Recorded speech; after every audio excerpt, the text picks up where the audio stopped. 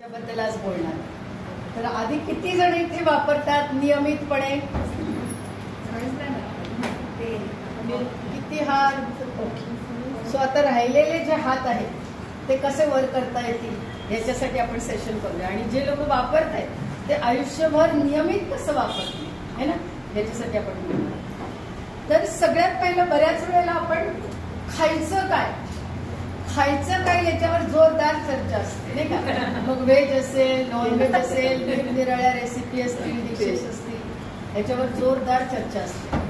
परंतु जे खाणं आपण खातोय ते आपण कशात बनवतोय, म्हणजे मग कुठलाही पदार्थ असो, सकाळ दुपार संध्याकाळ जो 4-5 वेळा बनत असतात पदार्थ किचनमध्ये, तर ते कशात बनतात, तर ते बेसिकली तेलामध्ये बनतात. मग सगळ्यात महत्वाचं म्हणजे सप्लिमेंट खातोय, बऱ्याच गोष्टी आपण करतो चांगल्या हेल्दी राहण्यासाठी. मग त्या हेल्दी राहण्यामध्ये आपण राईस ब्रॅन किंवा आपण कुकिंग ऑइल याचा कधी विचार केला का, की कुकिंग ऑइल आपलं सेफ आहे का? कारण बऱ्याच वेळेला आपल्याला काय वाटतं, आपण कोणतं तेल वापरतो, वेस्टीज मध्ये येण्यापूर्वी, राईस ब्रॅन वापरण्यापूर्वी कोणतं तेल वापरत होतो आपण? जेमिनी सनफ्लावर, सूर्यफूल, कॉर्न नाही का, अनेक प्रकारची तेल नाही का, शेंगदाणा. मग ही तेल कशी होती? रिफाईंड, बरोबर आहे. आपण सगळे गर्वाने सांगत होतो रिफाईंड तेल वापरतो. म्हणजे आपल्याला काय वाटायचं की रिफाईंड तेल वापरतोय म्हणजे आपण काय करतोय, तर कुठलं तरी खूप हेल्दी प्रकार वापरतो. आणि म्हणून मग आपण काय करतो, ओततो त्या मिसळला, तरी आणतो, ह्याला तरी आणतो, त्याला तरी आणतो नाही का. का करतोय असं, तर आपल्याला उगाच गर्व वाटतोय की रिफाईंड तेल जे आपण वापरतोय हे रिफाईंड तेल म्हणजे हेल्दी प्रकार आहे. तर हा मोठा गैरसमज आहे. जितक्या लोकांनी आजपर्यंत कुकिंग ऑइलचा अभ्यास केलेला नाही किंवा ज्यांना कुकिंग ऑइल बद्दल माहिती नाही, त्यांना मी सांगेन सगळ्यात बेकार, बकवास, खतरनाक जे तेल असेल ते कोणतं तेल आहे? रिफाईंड. ओके. आणि त्यातूनही काही डायलॉग असतात, डबल रिफाईंड, ट्रिपल रिफाईंड. म्हणजे त्याचा डबल रिफाईंडचा अर्थ काय? डबल खतरनाक, ट्रिपल खतरनाक असा अर्थ आहे त्याचा. असं का बरं, म्हणजे काय करतात त्या रिफाईंड तेलामध्ये, काय केलं जातं म्हणून ते इतकं बेकार असतं? तुम्ही म्हणाल काय मग सांगायचं तर वेस्टीजच्या तेलाबद्दल सांगा ना, बाकीच्या तेलांना कशाला बोलताय? त्या बाकीच्या तेलांबद्दल बोलणं गरजेचं आहे. बघा, इन्शुरन्स एजंट जातो पॉलिसी काढण्यासाठी, काय करतो? फिअर दाखवतो. का दाखवतो? फिअर का दाखवतो? गेलात तर, मेलात तर, ऍक्सिडेंट झाला तर, पडलात तर, फॅमिलीचं काय, बरोबर आहे. दाखवायची गरज असते का? नसते. स्वतःला खरं तर कळायला पाहिजे आयुष्य भविष्य. तसंच इथे पण हे का सांगावं लागतंय, कारण मार्केटमधून जे आपण आज खातोय ते किती भयंकर आहे हे जोपर्यंत आपल्याला कळणार नाही तोपर्यंत आपण बदल करण्याकडे जाणार नाही. मग रिफाईंडची प्रोसेस आज सगळ्यांनी समजून घ्या की रिफाईंड असतं काय. कारण बऱ्याच वेळेला तुम्ही अशा प्रकारची मीटिंग एखादी घ्यायला जाता, एखादा हेल्थ प्लॅन करायला जाता, त्या हेल्थ प्लॅन मध्ये तुम्ही राईस ब्रॅनला सुद्धा इन्क्लूड केलंय, बरोबर आहे. सप्लिमेंट बरोबर आपण राईस ब्रॅन बद्दल पण बोलतो. मग त्याच्याबद्दल बोलताना बरेच जण तिथे तुम्हाला भेटतील असे की गर्वाने सांगणारे आम्ही रिफाईंड वापरतो, डबल रिफाईंड, ट्रिपल रिफाईंड. तर तुमच्याकडे त्याचं उत्तर पाहिजे की का, म्हणजे वेस्टीजचं तेल चांगलं आहे पण त्याबरोबर तुम्ही आज जे वापरत आहे त्याच्याबद्दल त्यांना एज्युकेट करण्याची गरज आहे, त्यांना नॉलेज देण्याची गरज आहे. तर मग अशी कितीतरी प्रकारची मार्केटमध्ये तेलं आहेत आणि वेगवेगळ्या प्रांतानुसार वेगवेगळी तेलं वापरली जातात. कुठे कोकोनट ऑइल वापरलं जातं, तर कुठे तिळाचं तेल वापरलं जातं, है ना. अशी वेगवेगळ्या प्रकारची तेलं, सूर्यफुलाचं तेल आहे, वेगवेगळ्या प्रांतानुसार पण तेलाचा वापरण्याचा प्रकार आहे. ओके. पण मग आता परत आलो आपण रिफाईंडवर. मग ते सिसम असेल, तिळाचं तेल असेल, त्याला पण आपण रिफाईंड म्हणतो, ते पण रिफाईंड आहे. सूर्यफूल रिफाईंड तेल आहे. मग हे आपल्याला क्लिअर करायचंय की हे रिफाईंड म्हणजे काय आणि हे रिफाईंड का खाऊ नये आणि त्याच्या कंपॅरिझन मध्ये त्याच्यात काय आहे आणि आपल्या तेलात काय आहे हे एक वेस्टीजन म्हणून आपल्याला माहिती असणं फार गरजेचं आहे. ओके. आणि त्यानंतर वेस्टिजियनने पहिले आपल्या घरामध्ये ते वापरणं गरजेचं आहे. मग बाकीच्यांना एज्युकेट करणं हा भाग नंतरचा आहे. आपण स्वतः एज्युकेट होणं फार महत्वाचं आहे. तर आता ते रिफाइंड तेल होतं कसं काय तयार? तर सगळ्यात पहिले हे जे तेल आहे त्याला काय केलं जातं तर प्रचंड ह्याला म्हटलं जातं रिफाइंड तेल is equal to silent killer. Is equal to silent killer, जे तुम्हाला हळूहळू मारणारं तेल आहे. दुसरं, जर भारतामध्ये जर तुम्ही मॅक्झिमम लोकांना विचारलं तर त्यांचं उत्तर हेच असेल की आम्ही रिफाइंड तेल वापरतो. मग आता हे तेल येतं कसं आपल्यापर्यंत? तर ते तेल एक तर अल्ट्रा प्रोसेस्ड, त्याच्यावर प्रोसेस होतात आणि त्या प्रोसेसमध्ये त्याला खूप गरम केलं जातं, हाय हीट दिली जाते. आणि हाय हीट दिलेल्या पदार्थांना तेलाला काय होतं, जेव्हा खूप त्याला गरम केलं जातं तेव्हा त्याच्यातली बेसिक त्याच्यातली न्यूट्रिएंट्स निघून जातात. जी पोषक तत्व आहे, आवश्यक घटक आहे, इसेन्शियल ऑइल आहेत हे निघून जातात, विटॅमिन्स आहेत हे निघून जातात. आणि त्याच्यामध्ये काय होतं की ह्या प्रोसेसला करण्यासाठी केमिकल वापरलं जातं. एक तर हीट दिली जाते आणि दुसरं म्हणजे त्याला केमिकल वापरून त्याला काय केलं जातं, प्रोसेस याची होते. मग ही हाय हीट दिल्यानंतर ह्या सगळ्या गोष्टी त्यातनं नाहीशा होतात. आणि बऱ्याच त्याच्यामध्ये ओमेगा 6 नावाचा एक घटक असतो, तो तुमच्या शरीरामध्ये इन्फ्लमेशन किंवा सूज वाढवतो. आणि ते इतकं भयंकर असतं की त्याच्यामुळे हार्टचे प्रॉब्लेम, हार्ट इश्यूज आणि ह्या तेलामध्ये तुमच्या ह्या सगळ्या प्रोसेसमध्ये केमिकल रेसिड्यू राहतात. म्हणजे काही केमिकलचे अंश त्या तेलात राहतात. म्हणून रिफाइंड तेल काय करायला पाहिजे, आजपासून वापरायला पाहिजे की नाही? नाही वापरायला पाहिजे, बरोबर आहे. मग पुढे जाऊन आपण म्हणतो की किती वाढवतं, तर 60% हार्ट इश्यूज ह्याने वाढतात. त्यामुळे रिफाइंड तेलाला काय म्हणायला पाहिजे, बिग नो म्हणायला पाहिजे. आता स्टार्ट कशी होते, ते बनतं कसं, तर बिया घेतल्या जातात. त्या बियांना काय केलं जातं, बियांमधून तेल एक्स्ट्रॅक्ट करण्यासाठी खूप हीट दिली जाते, बरोबर आहे. आता ही हीट दिल्यानंतर किती डिग्री दिली जाते, तर 200 डिग्री सेंटीग्रेड दिली जाते आणि त्याला हीट केलं जातं. आणि तरी पण आता त्या बियांमध्ये अजूनही तेल असायची शक्यता असते. मग ते तेल काढण्यासाठी अजून हेक्झेन नावाचा एक पेट्रोलियम बाय प्रोडक्ट आहे, तो ऍड केला जातो. का तर राहिलं उरलं सुरलं तेल काढून घेण्यासाठी. आणि तो अतिशय भयंकर घटक आहे. सो आवडेल का आता पुन्हा रिफाइंड तेल वापरायला? नाही. संपलं असेल वेस्टीजचं तेल तर काय म्हणायचं, फोडणी देऊ नको. पण काय कर, वेस्टीजच्या तेलाशिवाय काय करायचं, दुसरं तेल वापरायचं नाही. आणि रिफाइंड तेल तर बिलकुल वापरायचं नाही. आता ह्याच्यामध्ये काय होतं की हा जेव्हा हेक्झेन केमिकलने त्याला अजून त्याच्यातनं तेल एक्स्ट्रॅक्ट करण्यासाठी त्याचा वापर केला जातो, तेव्हा अँटीऑक्सिडंट, विटॅमिन्स हे सगळं न्यूट्रिएंट्स त्यातनं गेलेलं असतं. आणि मग त्या तेलामुळे काय होते, तर आपली जी टॉक्सिसिटी आहे, शरीरातली टॉक्सिसिटी काय होते की अतिशय वाढते. आता ह्याच्यानंतर तुम्ही म्हणाल अरे बापरे अजून संपलेलं दिसत नाही हे प्रकरण, तर अजून संपलेलं नाही. कारण हे तेल ह्या प्रोसेस नंतर घाणेरडं दिसतं. मग हे घाणेरडं दिसणारं तेल तुमच्यापर्यंत येतं तेव्हा तुम्ही म्हणता अरे वा काय सुंदर रंग आहे, छान आहे. मग ते छान करण्यासाठी काय केलं जातं, पुन्हा त्याच्यामध्ये त्याच्यातली महत्वाच्या गोष्टी निघून गेल्या, त्याच्यात कॉस्टिक सोडा ऍड केला जातो. कसं तरी होतंय ना सुप्रिया ऐकायला. कॉस्टिक सोडा ऍड केला जातो, ब्लिचिंग केलं जातं त्या तेलाचं. आपण बघा पूर्वी चेहऱ्यासाठी फेशियल करतो, ब्लीच करायचो तेव्हा, पण जसं जसं अवेअरनेस आला तसं तसं ब्लिचिंग पूर्णपणे सगळ्यांनी बंद केलं ती प्रोसेस. तर ते ब्लिचिंग होतं तेलाला आणि त्या तेलाचा रंग थोडा चांगला केला जातो. पण तरी सुद्धा त्याचं काय होतं, वास येतोय त्या तेलाला. मग तो वास काढण्यासाठी परत हाय टेम्परेचरवर काय केलं जातं, त्याला गरम केलं जातं. अरे चकली तळणारे फार नंतर आले, ते राईस ब्रानच वापरतात, चांगली गोष्ट. सो त्याच्यामध्ये पुन्हा केमिकल पुन्हा हीट दिली जाते आणि त्याच्यातला तो जो रंग आहे तो सुधारला जातो आणि सगळ्यात शेवटी त्याच्यामध्ये तुम्ही जे गर्वाने सांगता ना, आता 2-4 जणांनी सांगितलं आम्ही सूर्यफूल वापरायचो, आम्ही हे वापरायचो, आम्ही ते वापरायचो, बरोबर आहे.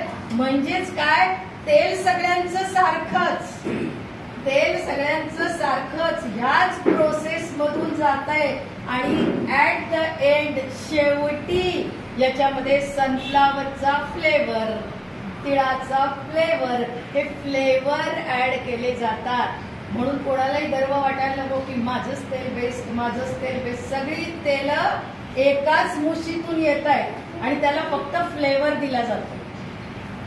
म्हणून रिफाईंड तेल वापरायचं नाही. मग तेल कोणतं वापरायला पाहिजे, तर वेस्टीजचं जे तेल आहे, आपल्याकडे जे तेल आहे हे का बेस्ट आहे, तर सगळ्यात महत्वाचं म्हणजे ह्याच्यावर रिफाईंड तेलावर जी केमिकल प्रोसेस होते ती आपल्या तेलावर केमिकल प्रोसेस होत नाही. मार्केटमधलं कोणतं तेल वापरायला पाहिजे, कोल्ड प्रेस, वूड प्रेस, कच्च्या घाणीचं तेल, पण तरी सुद्धा ह्या तेलांमध्ये सुद्धा ती तुमच्या डोळ्यासमोर काढून दिली जात नाही, त्यामुळे त्याच्यातही भेसळ असण्याची शक्यता आहे. आणि दुसरं म्हणजे सगळ्यात भयंकर तेल, आपल्या मार्केटमधल्या तेलामध्ये भयंकर भेसळ असते असं आपण म्हणतो. तर ती भेसळ म्हणजे काय, तर त्याच्यामध्ये पाम तेल सुद्धा ऍड केलं जातं. पाम तेल बाहेरच्या देशांमधून 7 रुपये लिटरने आणलं जातं आणि ते सुद्धा याच्यात ऍड केलं जातं.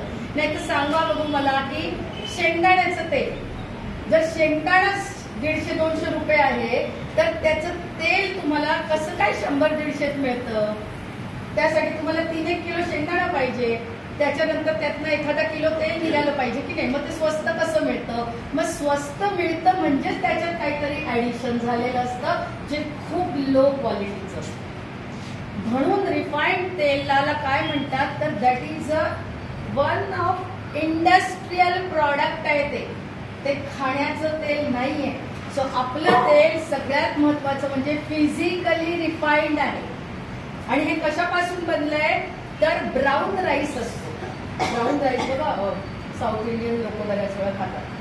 ब्राऊन राईसचं जे वरचं कव्हर असतं, हस्क असतं, त्याच्यापासून हे तेल एक्स्ट्रॅक्ट केलं जातं आणि आपल्याकडे तांदूळ भरपूर पिकतो आणि त्याच्यापासून हे तेल बनवलं जातं. हे कसं आहे, आपल्या सगळ्या महिला वर्गांनी ते वापरलं आहे. त्याच्यात फार चिकटपणा नाही, ते जळत नाही आणि आपल्याला कमी लागतं. तर आता ह्याचे काही गुणधर्म आपण इथे बघणार आहोत. आणि दुसरं म्हणजे ह्या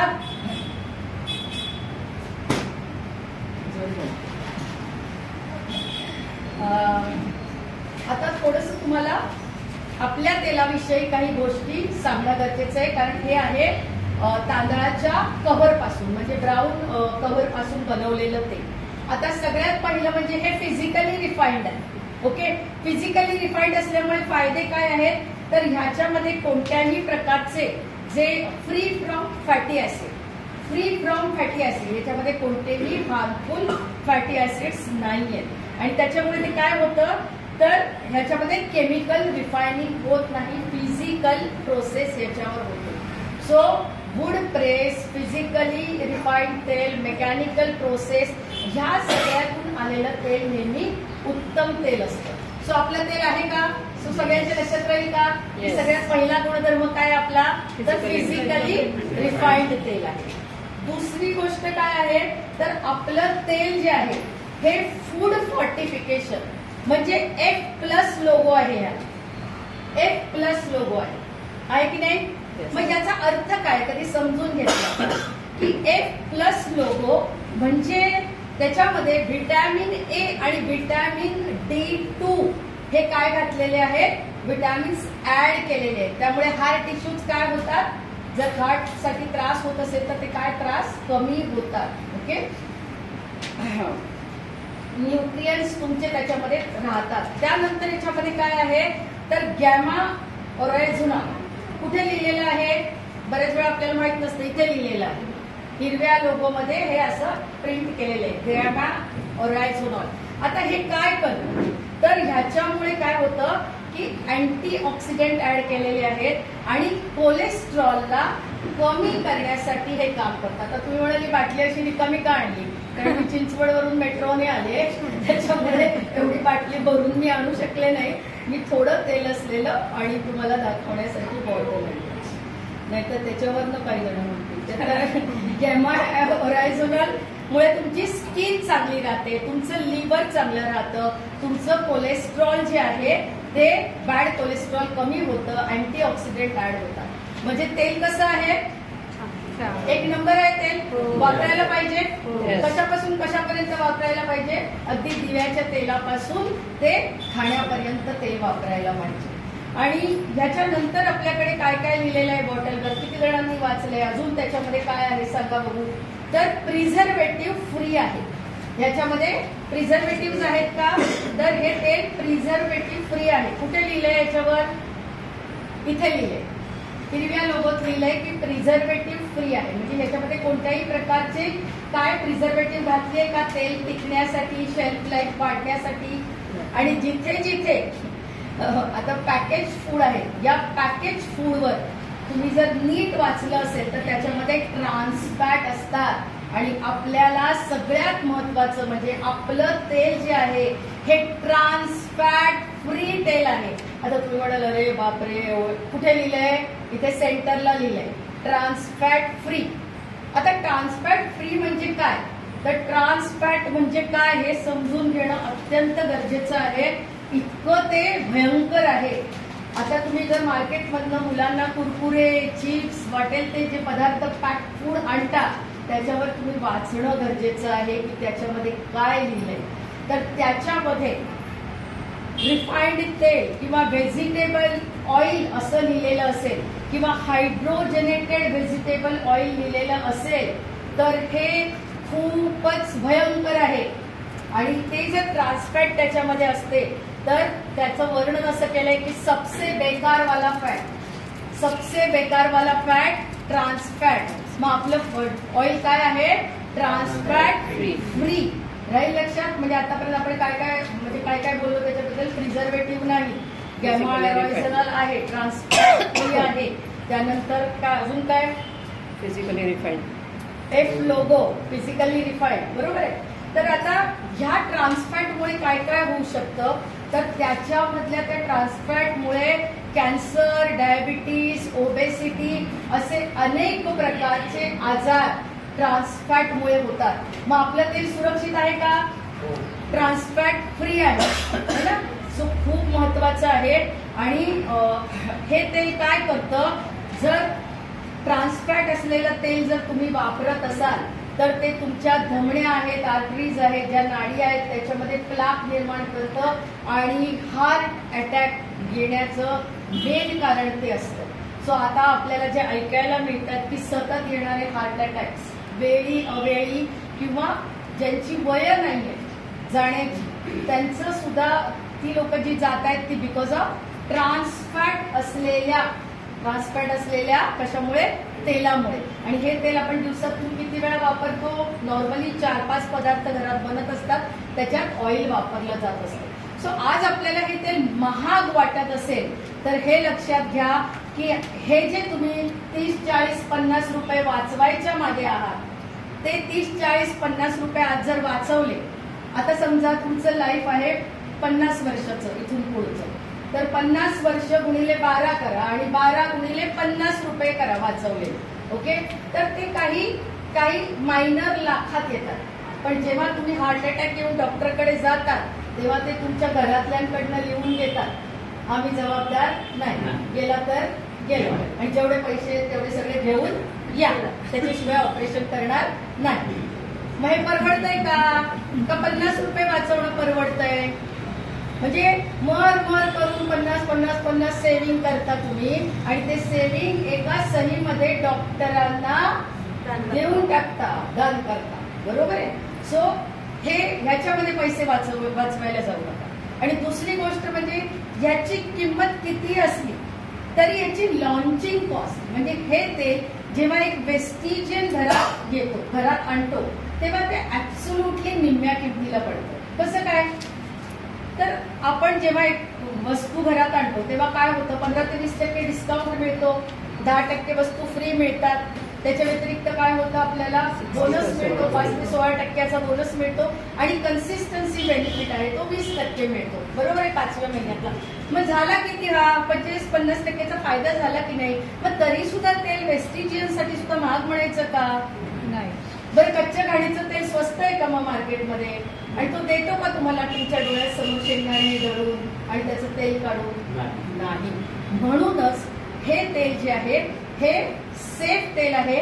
2 लिटरची बॉटल आहे आपल्याकडे आणि ह्याच्यामध्ये 2 प्रकारचे, एक सॅच्युरेटेड फॅट, पॉली अनसॅच्युरेटेड आणि मोनो अनसॅच्युरेटेड. ही जी फॅट्स ज्या प्रमाणात कायद्याने सांगितलेली आहे त्या प्रमाणात आहे आणि मार्केटमधल्या तेलांमध्ये हे प्रकार ह्या एवढे सगळे घटक नाहीयेत आणि सगळ्यात बेस्ट म्हणजे ट्रान्सफॅट फ्री आहे. सो मला वाटतं की आजपर्यंत जर तुम्ही तेल आणण्यासाठी मागे पुढे करत असाल, किती जण 100% तेल वापरते? 100% का? म्हणजे वापरतोय म्हणजे वापरतोच आहे जॉईन झाल्यापासून.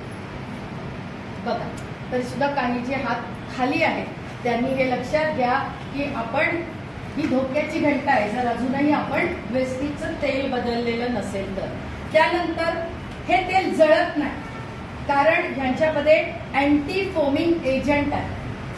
म्हणजे बऱ्याच वेळेला तेल जळतं कारण त्याचा स्मोकिंग पॉइंट काय असतो, स्मोकिंग पॉइंट मुळे ते काय होतं की ते जळून जाते, परंतु आपला स्मोकिंग पॉइंट हा असल्यामुळे आपलं तेल जळत नाही. दुसरं म्हणजे पदार्थाला चिकटतं का? नाही. जेव्हा तुम्ही तळून काढता तेव्हा तुम्हाला कळतंय की त्याला ते चिकटत नाही, त्याला ते चिकटत नाहीच, म्हणजेच तुमचं तेलही वाचतंय. सो हे तेल काय करायला पाहिजे, जर नॉर्मल तुम्हाला बाहेरचं तेल 1 लिटर लागत असेल तर हे 750 ml लागतं. म्हणजे त्याच्यातही बचत होते, प्लस तुमची तब्येत चांगली राहते, प्लस आपण इंडियन्स म्हटलं की डीप फ्राय आपल्याला पाहिजेच, जरा पाऊस पडला की भजी पाहिजेच है ना. आणि नुसतीच भजी खात नाही तर आडवा हात मारून भजी आपण खाणारे आहोत है ना. आणि आजकाल तर अशी संस्कृती आहे की ढाबा, घरी जिकडे तिकडे लोक तळलेलं खात आहेत, तळलेलं खाण्याचं प्रमाण वाढलेलं आहे. आणि मग जे तुम्ही रिफाईंड तेल मी तुम्हाला जे सांगितलं त्या रिफाईंड तेलात तुम्ही खाताय, मग तुम्ही विचार करा रोज खाणं गरजेचं आहे का कधीतरी महिन्याकाठी एखाद्या वेळा खाणं गरजेचं आहे? बाकी सगळ्या वेळा घरीच खाणं गरजेचं आहे, घरातलंच खाणं गरजेचं आहे. सो अजूनही किंतु परंतु ठेवू नका. दुसरं म्हणजे अजून इथे 2 मोठ्या गोष्टी आहेत की आर्गेमॉन फ्री ऑइल. आता हे काय प्रकार आहे? आर्गेमॉन नावाच्या सीड्स असतात, बिया असतात, ह्यांचं तेल तुमच्या तेलाचं वजन वाढवण्याचं काम करतात. मग बाहेरच्या तेलामध्ये काय आहे, आर्गेमॉन सीडचं तेल टाकलंय का तर ते वजन वाढवण्याचं काम करतं. आपलं तेल आर्गेमॉन फ्री तेल आहे. सो हा सुद्धा एक महत्वाचा मुद्दा आहे. कुठे लिहिलंय तर इथे लिहिलंय. तुम्ही नंतर म्हणाल अरे बापरे आता सांगत तर होते ढिगभर लिहिलंय कुठे, तर ते इथे लिहिलेलं आहे. सो सगळ्यांनी घरी जाऊन एकदा ही बॉटल चेक करा व्यवस्थित आणि रिफाईंड ऑइलची प्रोसेस थोडीशी लक्षात ठेवा की का वापरायचं नाही आणि का आपलं तेल वापरायचं. ओके, आता ह्याची किंमत किती आहे तर वेस्टिजने आपल्या वेस्टिजियन्ससाठी, वेस्टिजियनला फायदा मिळावा याच्यासाठी डीपी प्राइस आहे, म्हणजे डीलर प्राइस किती आहे 540, जी होती तीच आहे, फक्त MRP वाढवलेली आहे. ती MRP का वाढवलेली आहे कारण वेस्टिजियनला थोडाफार रिटेल प्रॉफिट मिळावा, उत्तम तेल लोकांना ते एज्युकेट करण्याचा पैसा मिळावा. बरोबर आहे, कारण आपण एज्युकेट करतोय, आपण याचा अभ्यास करतोय आणि लोकांची हेल्थ वाचवतोय, तर त्याचा फायदा मिळावा ह्याच्यासाठी MRP केलेली आहे 780, डीलर प्राइस आहे 540. आणि त्यातूनही ज्यांना तुम्ही एज्युकेट करताय त्यांना वाटलं की नाही मला डिस्ट्रीब्युटर बनायचंय आणि मलाही तुमच्याच किमतीत तेल पाहिजे, तर त्यांना तुम्ही देऊ शकता. त्यांना त्यांचा रजिस्ट्रेशन करून द्या, फ्री रजिस्ट्रेशन, आणि तुम्ही त्यांना तेल देऊ शकता. PV किती आहेत तर 9 PV आहेत. मला वाटतं आजच्या सेशन नंतर तुमचे 8-10 कस्टमर नक्की होतील आणि त्या 8-10 कस्टमरमुळे तुमचा बिझनेस नक्की वाढेल आणि खूप जणांपर्यंत तुम्ही ही गोष्ट शेअर करू शकाल. So thank you so much.